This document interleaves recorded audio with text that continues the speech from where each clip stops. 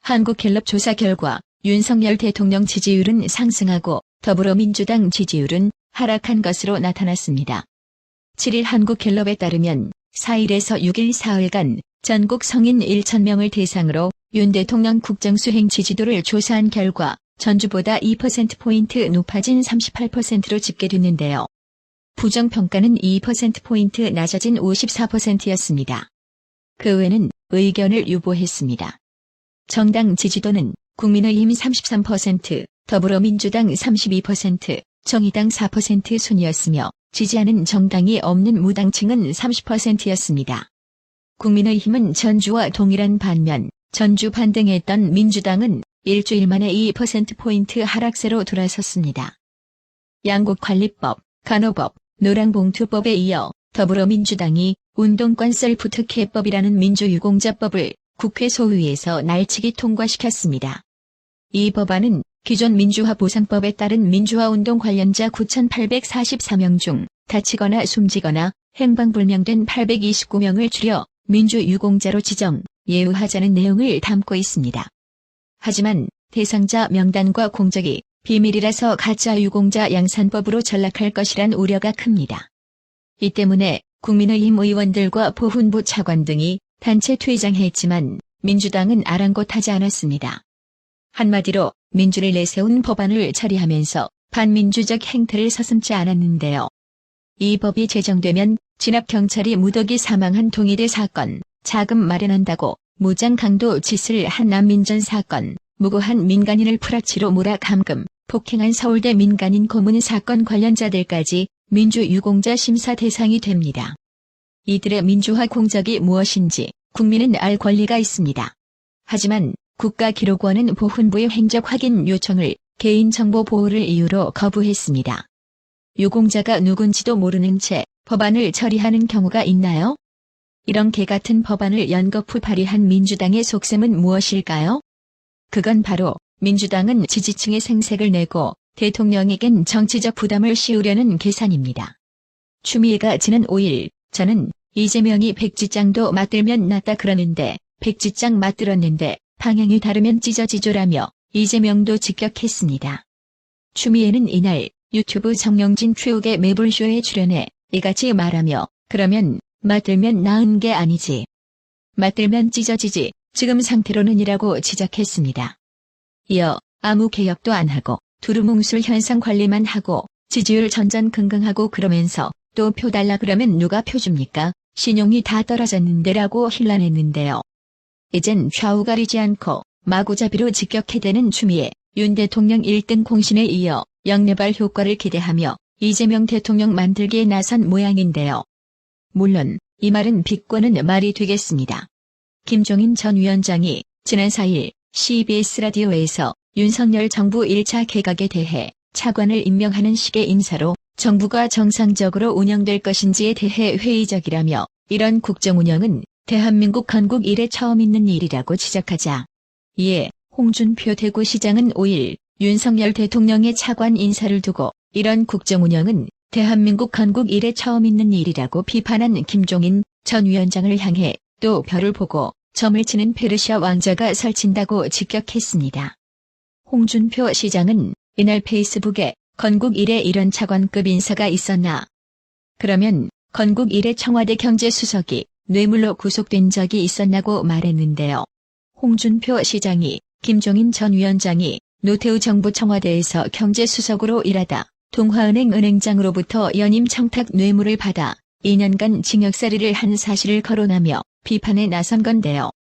별을 보고 점을 치는 페르시아 왕자 비유는 김종인 전 위원장이 앞서 윤석열 대통령이 차기 대권주자로 거론될 당시 별의 순간이 지금 보일 것이라고 말한 점을 비꼰 것으로 해석됩니다. 홍준표 시장은 아직도 지정 러시아 시대 점성술사 라스푸틴 같은 사람이 설치는 세상이 계속되는 거 보니 나라가 어지럽게 돌아가는가 보다라고 덧붙였습니다.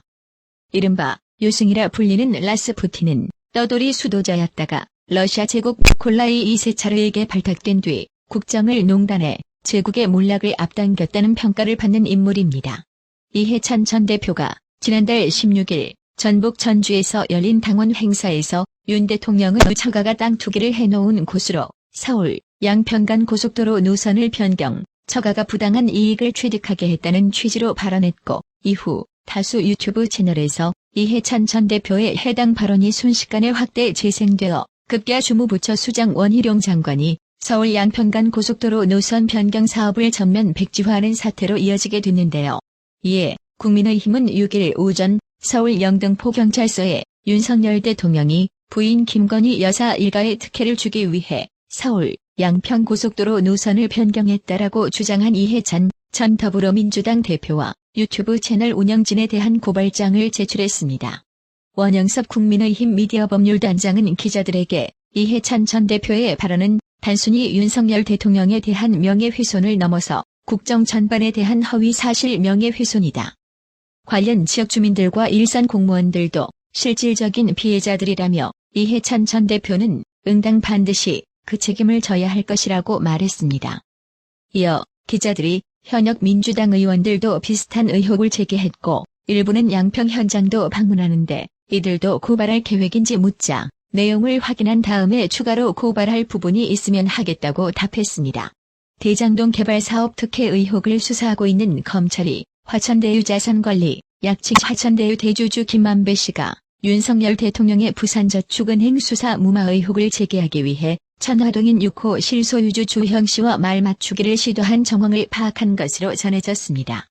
지난 5일 법조계에 따르면 서울중앙지검 반부패 수사 일부는 최근 대장동 사업 관계자들을 불러 조사하는 과정에서 김만배 씨가 2021년 9월 조형 씨에게 전화해 부산저축은행 수사 당시 윤석열이 커피를 타줬다고 인터뷰를 할 테니 양해해달라고 말한 내용을 파악했습니다. 실제로 김만배 씨는 대장동 의혹이 불거지자 2021년 9월 신앙림 전 언론노조 위원장과의 인터뷰에서 당시 중수 2과장으로 주임 검사였던 윤 대통령과 변호사였던 박영수 전 특별검사를 통해 사건을 해결했다고 주장했습니다. 지난해 대통령 선거 직전 언론을 통해 공개된 대화 녹취에는 김만배 씨가 박영수가 부산저축은행 사건 관련 진단을 하더니 조형 씨에게 윤 대통령에게 가서 커피 한 잔 마시고 오라고 그랬다. 그래서 윤석열이가 내가 조형이야라고 했다고 발언하는 대목이 나오는데요. 하지만 조형 씨는 2021년 11월 검찰에 출석해 대검 중수부에서 조사를 받을 당시 윤 대통령을 만난 적이 없다는 취지로 진술했다고 합니다. 검찰은 김만배 씨와 조형 씨의 통화 정황을 근거로 김만배 씨가 허위 인터뷰를 한 것이라고 의심하고 있는데요. 검찰 관계자는 혐의점을 두고 수사를 하고 있지는 않지만 대장동 관련 제기되는 의혹 전반을 확인하고 있다고 밝혔습니다.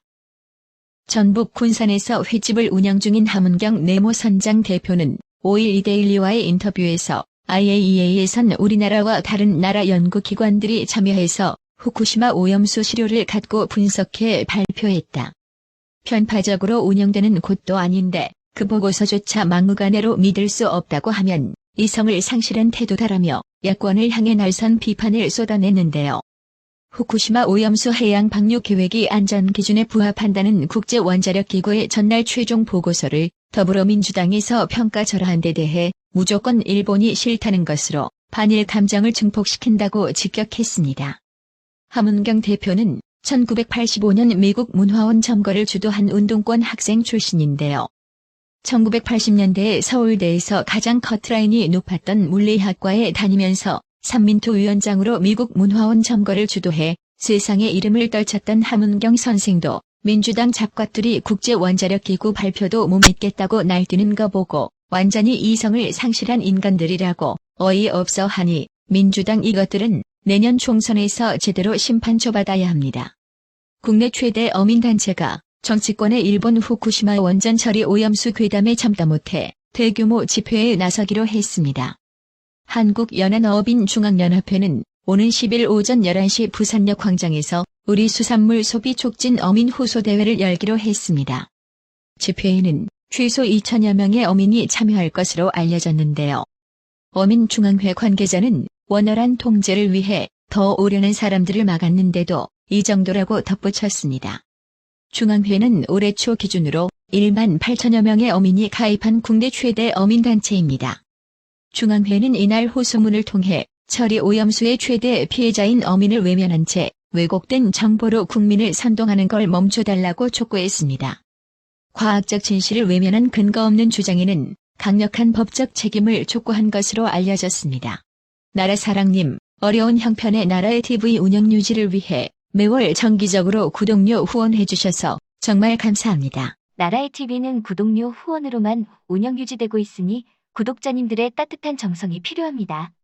항상 뉴스 전달 방식에 노력하는 나라의 TV가 되겠습니다. 구독 그리고 알람 설정, 뉴스 영상 내용이 좋았다면 좋아요를 클릭해주세요.